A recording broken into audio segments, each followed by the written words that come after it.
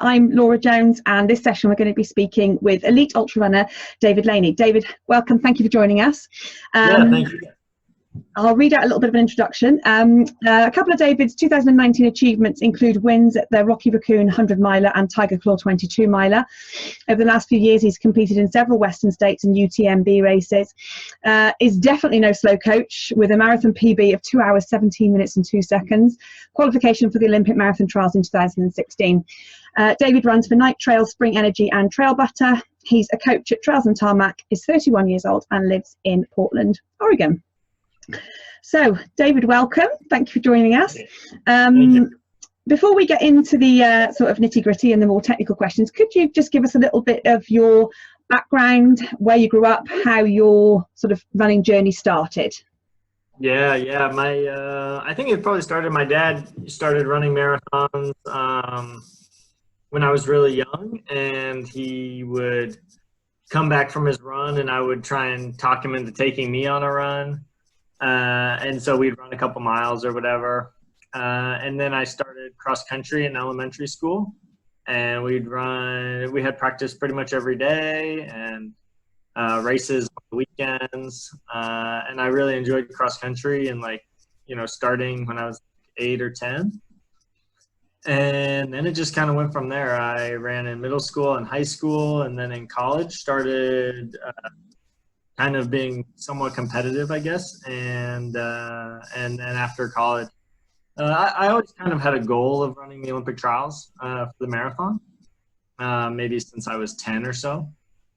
But it wasn't really a realistic goal until after college, because I kind of improved dramatically during college. And so then it became something I could actually shoot for. And yeah, that's kind of how things got started.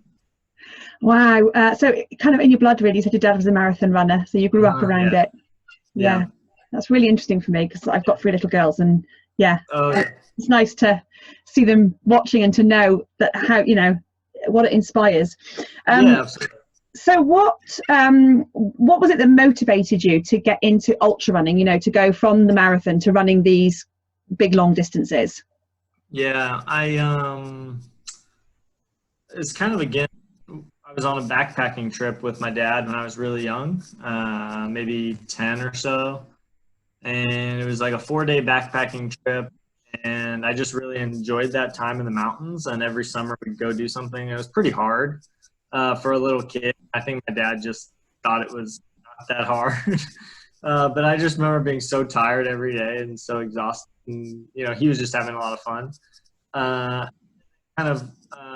It's like coffee. Like when you're a little kid, you think it tastes bad. But then as you get older, you're like, oh, this is actually quite nice. And so that's kind of how it started, maybe how it was planted. And then, after college, I just really enjoyed being in the mountains. And I started working at Rogue Valley Runners, which is Hal Kerner's running store. And he's won Western States twice. Kind of spending time in that environment that kind of fostered that love of the outdoors and trails. And it was a good time of my life to be in Ashland, Oregon. Yeah. Wow, great. I love that coffee analogy. That's brilliant. Yeah. Yeah, it's like getting dragged out when you were little, and now, you're paying money to do it now. Yeah, exactly. Yeah. Can you identify something that's been like the biggest challenge that you've had, during your journey? If there's sort of something you can identify that has really altered you as a person, as a runner? Yeah, I mean, I think there's been countless challenges. I've had every injury in the book. I've trained too hard at times, finding that balance. I've done every mistake that a runner could make, I have absolutely made, and more than once. I tend to not learn from my mistakes very quickly. But I think like the overarching, the core mistake is letting, as much as I enjoy running and love it, and I'm thankful for that gift, is when it becomes something that shouldn't be, when it becomes like the end all. It's a great opportunity, and it's really fun, and it's a thing and a great time in the community. But when it becomes like the only thing that matters, that's when I've had big failures, I guess. Yeah. Yeah, I know what you mean. It's, you have to be careful not to do anything that makes you lose the love of it, don't you, as well? Yeah. So would you say that's the sort of the biggest mistake that you've made is I think when your perspective and your priorities get out of line in any part of your life, I think that's when you make big mistakes. And I've definitely done that many times. Yeah. Oh, it's nice to know that even the elite do it. Oh yeah. And you mentioned a couple of people that have obviously had an impact on your running. Are there any particular books, documentaries, anything like that you would think that would be worthy of mentioning to our audience that have had a big impact on you? Yeah, I think there's two books that I think are very accessible that are really good reads. The Daniel's Running Formula. It's Jack Daniels basically breaks down how to train, and it's very readable, very understandable. He presents it in a good way. The other book is Training for the Uphill Athlete, which is the new book out by some Patagonia publishers, and I think Steve House and Killian and a couple other people. It's a very good book, really accessible as well, and really breaks down training in a really clear way. The other book, which is really good, but also like 1,000 pages, is The Lore of Running. And if you want to dive into a 1,000-page training book, it's fantastic. Yeah. Bit of light reading. Okay. Do you have a favorite race distance? What's your preferred distance? Yeah, that's a good question. I think 5K is the most fun because you can go home and take a shower and not just lay down in your bed and be ruined for 5 days. I think 100 miles is the most. I've only done 100 miles. I've never done like a 200-mile multi-day race. So for me, 100 miles is the most consuming, and I enjoy that kind of all-consuming focus. And then I think the marathon is kind of the happy balance where you can destroy yourself, but the next day you're sore, but your brain still is functioning. Yeah. Yeah, sore after running that 2:17 or whatever it was. Yeah. Just out of interest, what do you run a 5K in? My PR is 14 minutes and I believe 2 or 3 seconds. I forget, but something. Yeah, that's fast. I always think of 5Ks that probably my favorite is because it's over quick. Exactly. Even though it hurts, you can just say to yourself, "It will be over soon. It's not long." Yeah, exactly. So, what are you focusing on now currently for 2020? Yeah, that's a good question. I'm kind of trying to figure that out as well. I'd like to do UTMB again. That's a big goal. I've missed the last 2 years basically because of injury both years. Not serious injury, but just interruption in training. So that's the goal. I'd also like to run a road marathon this year as well. Probably not if I'm in shape to PR, but hopefully be close to it. Yeah. But no idea which one yet. Yeah.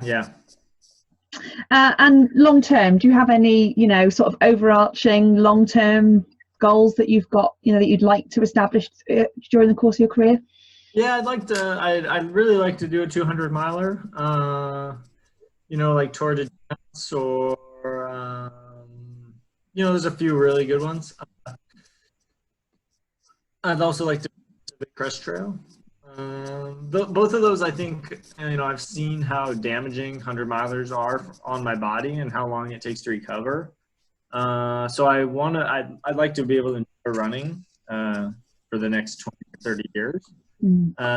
So I'm kind of at the point where I've seen how hard it is to recover from those things, and I don't want to be like broken the rest of my life. So if I can do those things without being totally injured and destroyed, then I'd like to do it. But we'll see. Yeah, I have to stick to shorter races. Yeah. What do you do to, you know, apart from not running, what do you do to recover? What do you have anything that, how do you ensure that you recover well? Yeah, I do a lot of, I really like ice. So I try and ice bath a lot, or get in cold water very frequently. For me, that really works. I feel a lot better.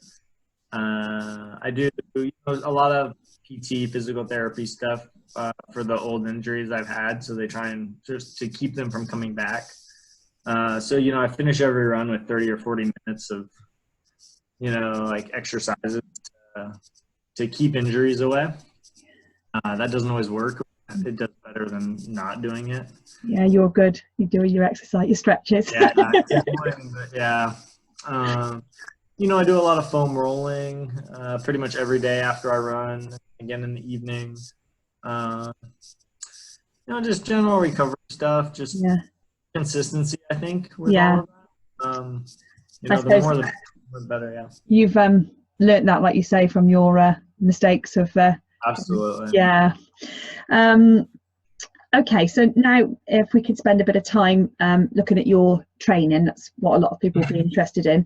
So if, for example, we were sort of 3 or 4 weeks out from a 100-mile mountain trail race, so it's kind of in your peak week, what would a typical week look like then before you sort of went into your taper? Yeah. If it's a 100-miler like UTMB, it'll have a significant amount of climbing. So it'll be pretty low intensity at that point. You know, I'll still do 1 workout a week, but I'll probably run 120 miles with maybe 20,000 feet of climbing, maybe 25,000 feet. I'll do 1 hard workout. Sometimes that workout's uphill, but often it's just a flat workout. And it'll be something like a 8-mile threshold run or, you know, 10 times a mile, something like challenging, but not as taxing as I would do if I were doing a marathon training. The intensity is definitely a little bit lower. So yeah, 125 miles. 25,000 feet of climbing, one hard session. I usually don't take a day off in the last 6 weeks. You know, I probably should. Maybe I'll take 1 day off, but I usually run 7 days a week, usually 10 times a week. So I'll double 3 days. You know, like an early morning, just 5 or 10K. And then the harder session in the afternoon or all the way around. Yeah. So obviously it's getting that balance between the endurance and the stamina side of things and the speed work, because you're quite different from a lot of ultra runners in that you have got that pace, which a lot of the 100-mile ultra people that I speak to don't have that background of, you know, so you find that works for you, that you in the sort of in the lead up, it's more the volume that you're concentrating on than the speed. Yeah, definitely. I think you know, most like UTMB, if you can run 10-minute pace, you'll win. So you know, it's kind of deceptive. You obviously need to be able to run 5-minute pace or 4:30 pace, but you don't have to ever run under 10-minute pace during the race. So if you can do, you know, on the downhills, yeah, a little faster, but if you can maintain a pretty consistent pace that's pretty slow, you'll do very well. So obviously you have to be able to run faster. You need that aerobic development to be able to run 10-minute pace all day. But I don't really emphasize, I never really get to that point where I feel like I need more speed when I'm doing anything over 50 miles. Yeah. And do you miss the speed work when you're concentrating? Oh yeah. I love doing sessions on the track. You know, I love putting on my racing flats and doing that stuff. It's really fun, but I do that in the winters. Yeah. A bit more speed development during the winter season, and then spring rolls around, do a little bit more long stuff. Yeah, and I suppose it, you know, pays dividends, because what we're all trying to do when we're doing our speed sessions is to make our easier pace feel it, Exactly. feel easier, aren't we? So, Yeah. Yeah.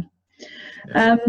And what about any non-running training? Do you do anything, sort of any sort of cross training, in addition to actually running? Yeah, more in the off season. In the off season, I'll do a lot of cycling. Once the season gets going, I pretty much put all my emphasis into just running. But yeah, I ride, especially during the kind of the winter. Mm-hmm. And obviously you train yourself, is that right? You don't have a coach, so you build your own schedule? Yeah, pretty much, yeah. Okay, so can you talk us, the audience sort of through how you would go about, building a schedule for a key race? Yeah, absolutely. So it's tempting, but I try not to start. Like building that training out until I've had about a month after my last race. I try and take a month without any structure, and I pretty much run as little as I can. Try and run just as little as I possibly can. So I'm completely rested. And then once I do that, then I'll kind of start building my training document. I try and do, I would say, 8 to 10 weeks of a base phase. That's just really, really gradual. I'll start with, I start with 60 miles a week. I'll do, 60, 70, 80, and then go back down to 70. So 60, 70, 80, 70, 80, 90, 100, 80. So kind of a, 3 steps forward, 1 step back, 3 steps forward, 1 step back, just so I kind of have a recovery week, built into that system. And I'll do that for about 8 to 10 weeks with very little hard work. Pretty much easy running every day. Everyone's heart rate is kind of different, but I do it at a pretty low heart rate, probably around 140 or 145. And it's kind of boring, pretty easy. I do climbing, but not much. It's definitely flatter usually during that training block. That kind of base phase. So that's kind of the first weeks. And then at that point, I usually feel like I'm ready to really start doing workouts. I feel like, I'm not prone to injury. I can really start hammering harder sessions and hill repeats and stuff like that. So then I'll start doing 1 threshold workout per week.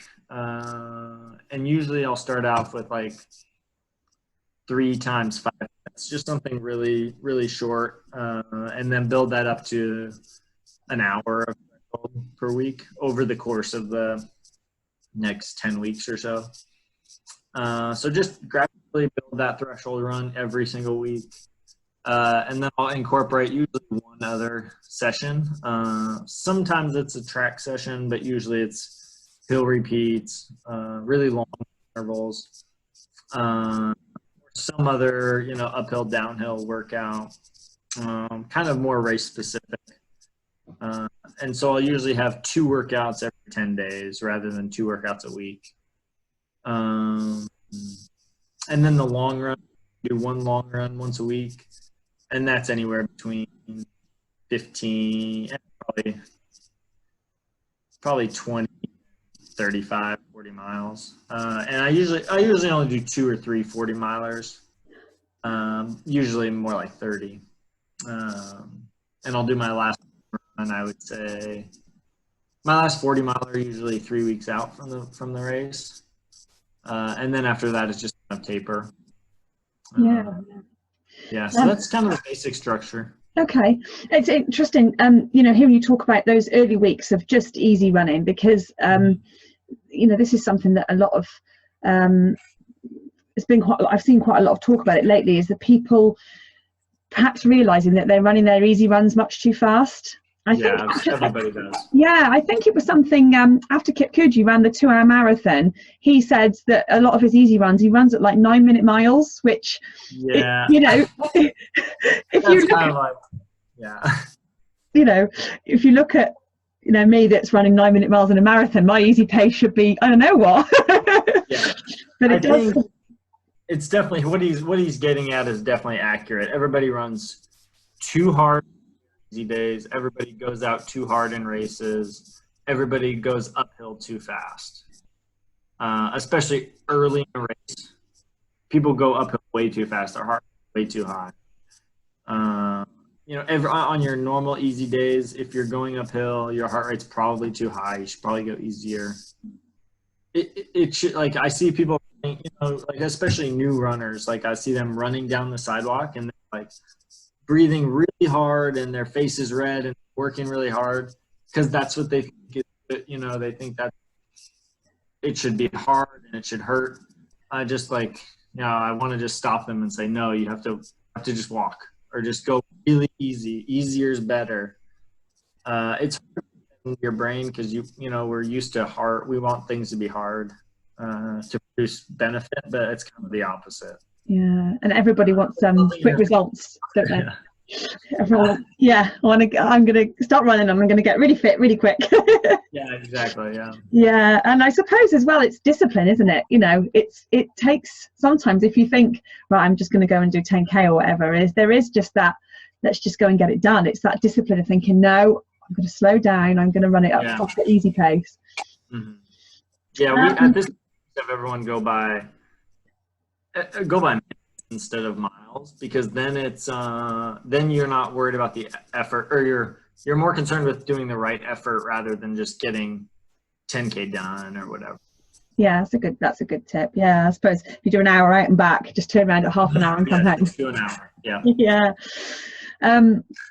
Okay, so one specific thing that I wanted to ask you about was power hiking, which is you know, an important aspect of trail running, and I think perhaps something that till I started doing this and interviewing some of you guys was you know, there's people are saying to me, you know, we walk, Laura. there's a lot, there's hiking in these, you know. So can you explain a bit about the importance of power hiking and when you would tend to use that and how you fit it into your race? Yeah, I mean, it's absolutely essential for trail running in any mountain races. You know, if it's a flat trail race, then probably not necessary. I still do have people take walk breaks, even if it's flat. But yeah, I would say at UTMB in 2015 and 2016, I power hiked 30% of the race, which I mean, that's like 32, 33 miles, which is a huge amount. I mean, that's like, and by time it's even more, probably 9 hours of the race.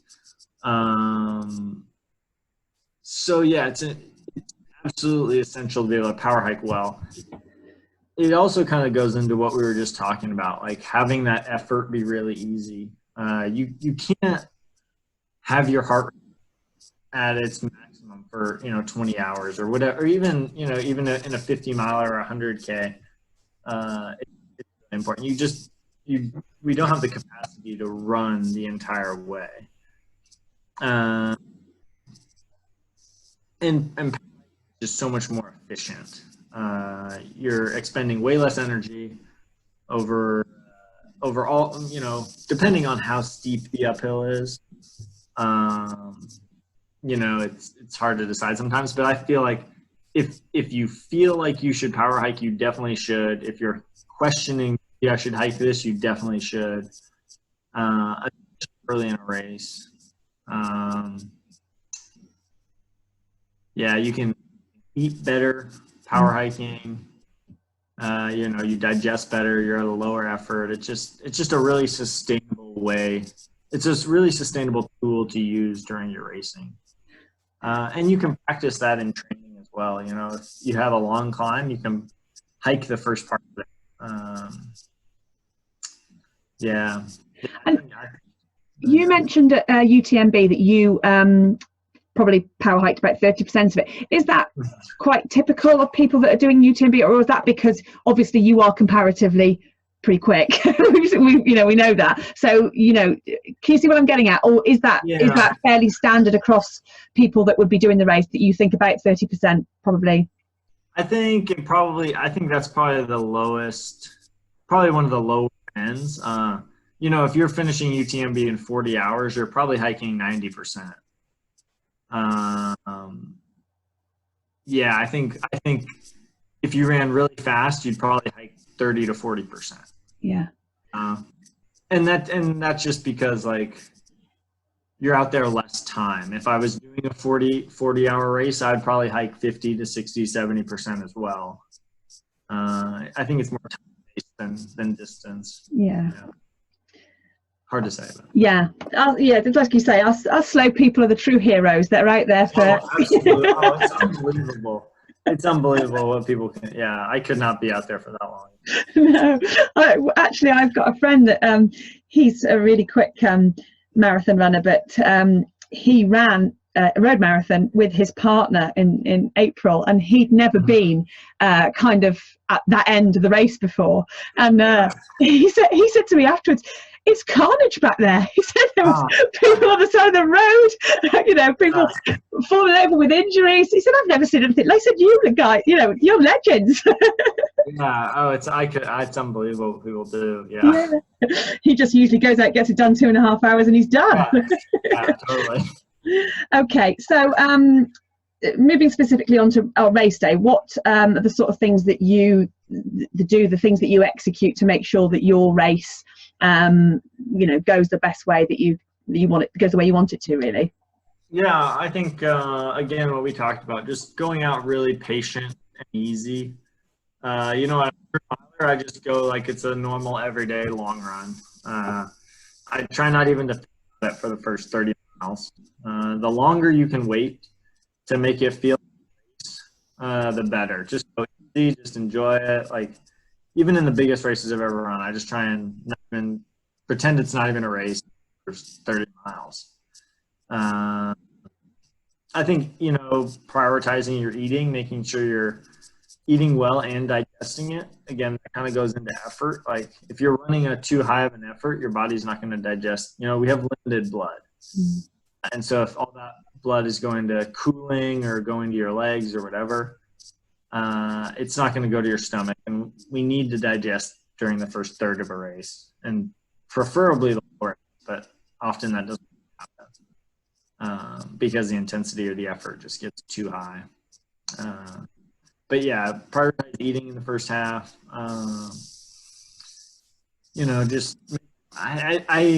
I never have really had a lot of gear issues, but just making sure that stuff is, that you're really comfortable with it, that you've practiced it in training, that you're comfortable with your shoes and your kit, and eating on the run. And the more of your long runs you can do that practice race day, the better. Wear what you're going to wear on the race, eat what you're going to eat on the race day. If you can have 5 or 6 dress rehearsals before race day with planning exactly what you're going to do, the better.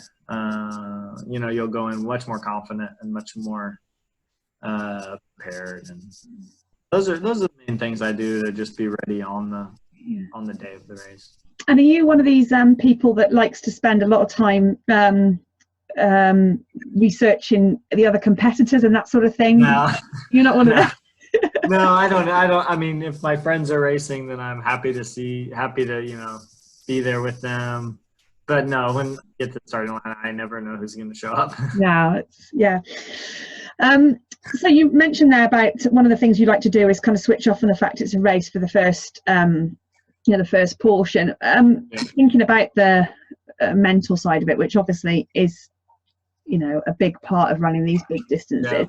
Yeah. Is there, what sort of tips and what's helped you when it gets really hard and it's your head telling you that you need to stop or whatever? Yeah, I think a couple of things. I think the sooner you can get yourself into a place where you are kind of just passing through time. You know, a lot of times during running, we think, you know, in training, we're thinking about our day, or we're thinking about what we need to do later, or we're thinking about, you know, anything. I get distracted all the time. The quicker you can kind of get to a place where you're just in the trail, and that's kind of all that exists, and that's kind of just like where you're at, and that's kind of the present moment. The sooner you can get in that space and kind of stay there, you know, the easier it'll be just to have time pass and focus in that moment and execute really well. So I think that's probably the first thing I would say. Yeah, I think that's one of the more important things.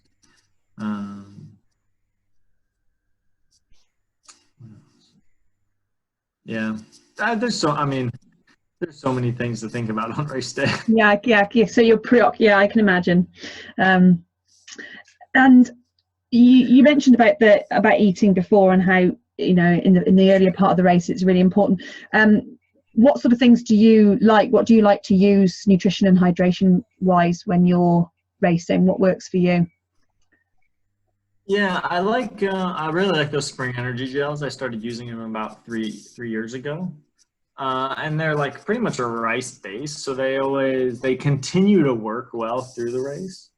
When a lot of the other gels I've used kind of are, you know, just maltodextrin, so I feel like the sugar kind of stops working. But rice is so neutral that it never makes my stomach go bad. It just works kind of all day, and then it has some fruit in there as well, and coconut oil, and it seems really balanced. So I pretty much do that. At night, I'll do coffee with that. And during the day, I'll do Coca-Cola with Spring Energy. And that's pretty much what I use. I mean, sometimes I'll come into an aid station and get something else that looks good from the table, like gummy bears or whatever.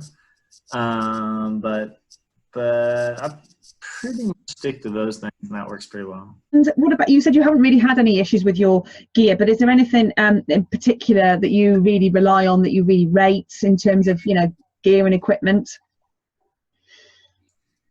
Yeah, let's see. I'm kind of a minimalist. I kind of like to have as little as possible. And so, you know, if I don't have to wear a shirt, I just leave it at I'll just leave it. If I don't have to wear a pack, I'll just dump it. I get frustrated sometimes if there's too much stuff. If I have a handheld in one hand and and just like too much junk. Sometimes I just throw things. So I try and just have my water bottle. Just my water bottle, my watch. That's pretty much it. Yeah, some gels. I don't. Yeah. In training, I have more stuff sometimes. I started just keeping like a couple dollars in my pocket so I could just use the mini marts. If I run by, then that's my aid station instead of carrying food. That works pretty well. That's a good idea. Yeah. When you've got to think about it more on training, when you're not going to have a table of gummy bears around the next corner. Yeah, exactly. Yeah. Okay. And what about obviously, you're a coach yourself, so this is probably how do you kind of analyze how it's gone after a race, and how do you kind of what kind of process do you do after the race to kind of take away what you need to and work with it? Yeah, I definitely write down everything. Yeah, usually the morning after the race, I'll kind of write down everything that went poorly, any mistakes I made, or issues I had, or inadequacies in my training going into the race, and then kind of write down all the things that went well.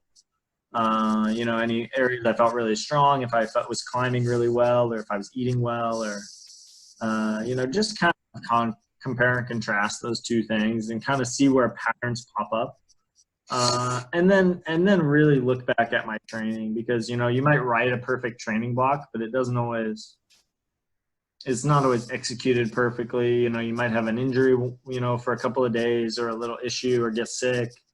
So kind of look at the race, you know, if I was happy or, you know, disappointed with the result, and then kind of look at what went well and what didn't go well on race day, and then look at the bigger picture of the training block and kind of see if any of those issues on race day have a correlation with the training block, and if there's any kind of patterns in that.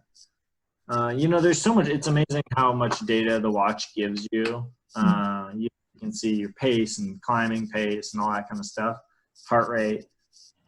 We really have a lot of information from which to pull and kind of learn from if we look at it. And sometimes it's kind of hard to be critical of your training, but I think it's really important. And if you can be honest with yourself on what you did or didn't do, you know, almost every race I'm like, I wish I had gone out a little bit slower. You know, I've raced maybe like 300 times in my life, and every single time I go out a little bit too fast. And if I could learn that, and you know, I've learned slowly, but it's still a mistake I make. So yeah, just, you know, and then the very important thing is, as I'm going into my next training block or my next race, I read what I wrote, the mistakes I made in the previous race, and the things that went well in the previous race, and keep those in mind kind of the whole time, and let those dictate your training block, and then remind yourself the day before the race and have those things dictate your race. Yeah. That those mistakes and those things you did well are always kind of in your mind.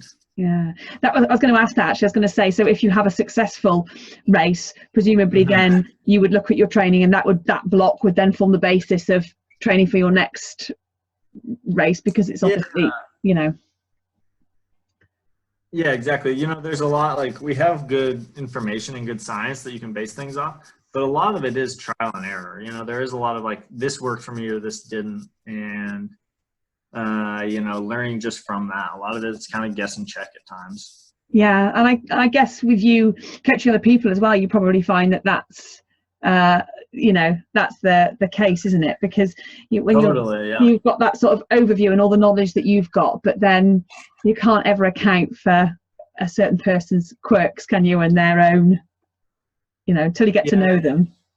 Yeah, exactly. That's one of the exercises we have our athletes do as soon as we start working with them. You know, talk about their past race and go through those things. And a lot of times that's the first time they've ever done that, and they usually really appreciate that exercise. Because you know, they kind of haven't thought of it in those terms, or they haven't thought of it as kind of a whole, as the race and the training block. So yeah, I think it's something everybody should do after.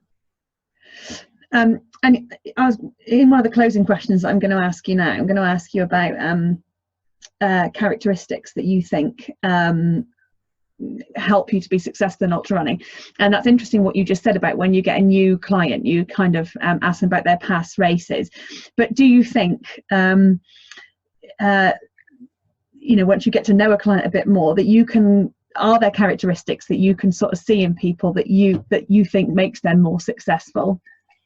Oh yeah, I mean, I think some of the athletes we work with, you know, I mean, I think they've all grown a lot, and that's really exciting to see. But there's definitely characteristics that can be learned, absolutely can be learned, that make people more successful in trail running. Yeah. Stubbornness, do you think? Yeah. Well, yeah. It's that one's a good one, because it's kind of a double-edged sword. You definitely have to be a little bit.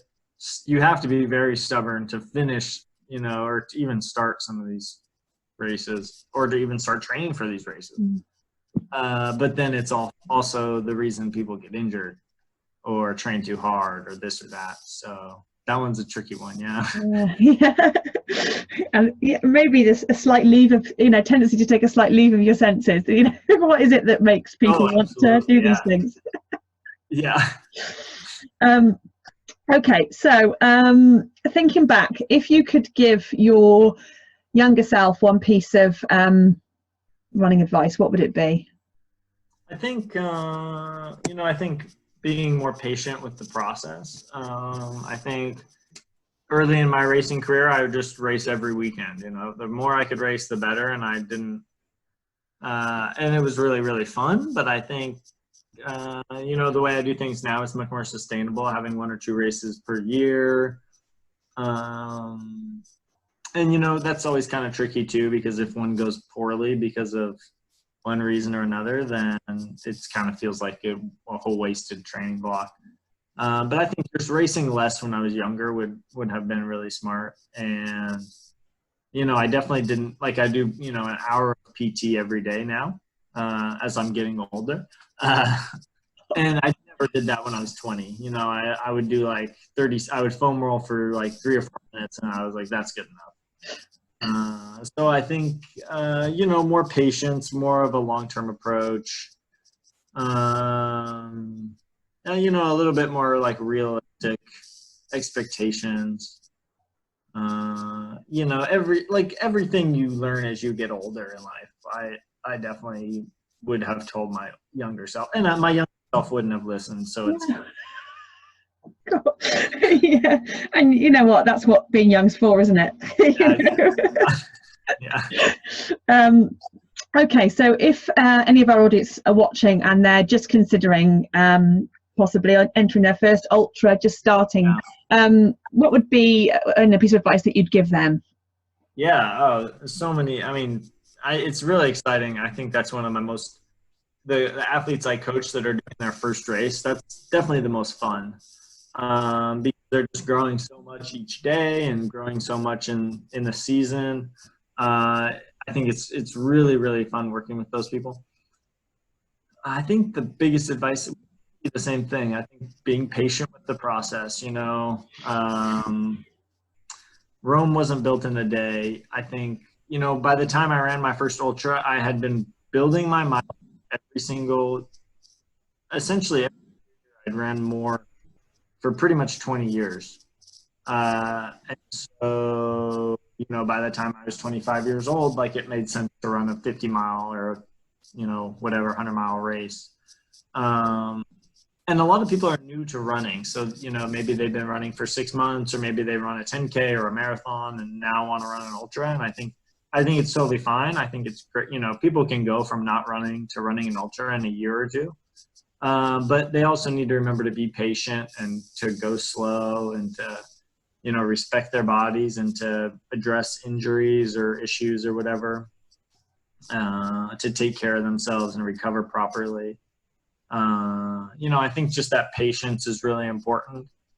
And I think kind of understanding like that this running thing is really fun and it's exciting and can build a lot of confidence, but that humility of kind of understanding where you fit in a bigger picture is really important as well, because that helps keep kind of running in its where it fits in with your values.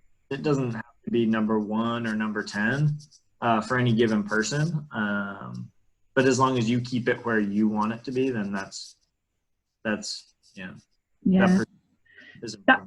such lovely advice, because I think for a lot of people that are watching it, it's a hobby, and it's supposed to be something that brings you joy. Absolutely.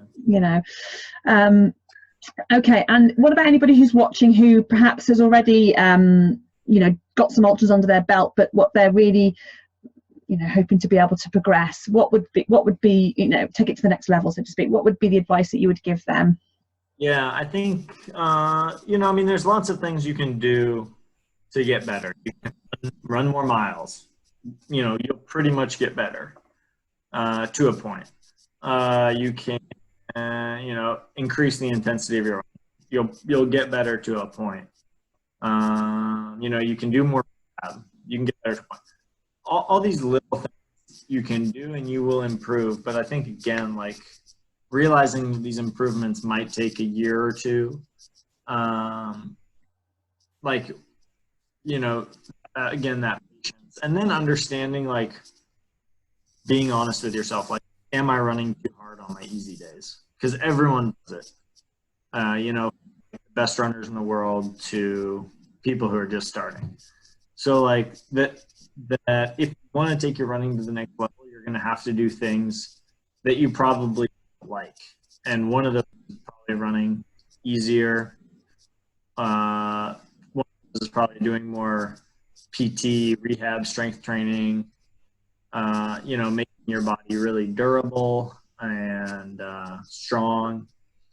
I think there's definitely a lot of ways to get better and kind of take your running to the next level. A lot of it's not running related. A lot of it's reading and understanding the body better and understanding training better. And just being smarter in the way you work rather than just, like what I said earlier, just going out and running more mileage. That will make you better. For most people, running more will make you better. But if you do it in kind of a smart, more executed way, it'll make you significantly better and have a much higher probability of having long-term improvement. So smarter miles, not always more miles. Yeah.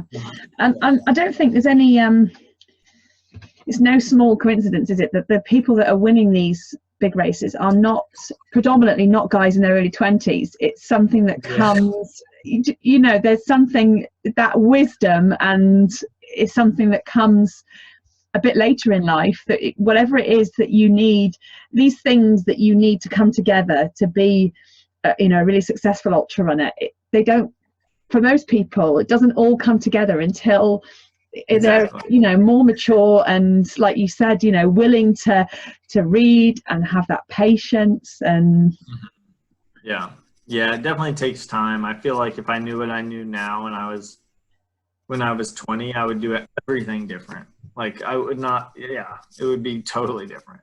But that's just how it goes. Okay. Yeah. I think that's really interesting that, people are not getting their PBs over these long distances until they're, well into their 30s. It's not, it's not the same as like, matching their time on the track when they were 20 or whatever. Yeah. Oh, wow.